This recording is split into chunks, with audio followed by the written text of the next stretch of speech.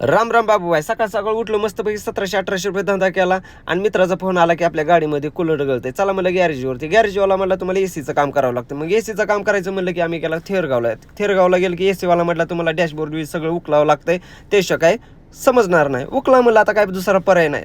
भावानं पुढचा मागचा न विचार करता डॅशबोर्ड उकला आणि धाड दिशेने बाहेर फेकला बरं का. बघितला किती गाबाळ आहे ती. आणि ही आहे आपला सगळा एसीचा कार्यक्रम बरं का. त्याशिवाय गाडी काय गार होत नाही. पण भावने ह्याच्यावरती पण दया दाखवले नाही बरं का. धाड दिशेने बाहेर काढला आणि तुम्हाला सांगायचं भावने ह्या एसी मध्ये 2 कॉईल आहेत बरं का. एक एसी थंड होणार आणि दुसरा आहे ते आपलं हिटरचं बरं का. आणि त्याच्यापैकी आपलं झालं होतं हिटर खराब बरं का. आणि तुम्हाला आता गॅरेजवालीची चुकी आहे का आपली चुकी आता जाऊ दे, ती घ्या समजून. आता ही होईल होतं त्याच्यामधून कुलंट लिकी बरं का. आणि ही आहे आपलं एसीचं बरं का. भावाने त्यानं प्रेशरनं सगळं साफीप केलं आणि आम्ही निघालो बरं का वाकडला आनंदवाल्याकडं. आम्ही जुनं हातात घेतलं, जुनं हातात घेऊन त्यांना दाखवलं आणि त्याने आपल्याला नवीन दिलं बरं का ते बघून आता.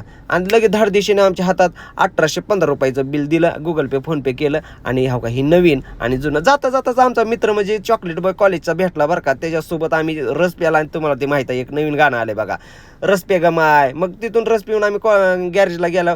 5000 रुपये दणका बसला बरं का. तुम्हाला काय सांगा, ते 1800 रुपये एसीचा गॅस, 1200 रुपये लेबर चार्ज का असेल, कुलंट.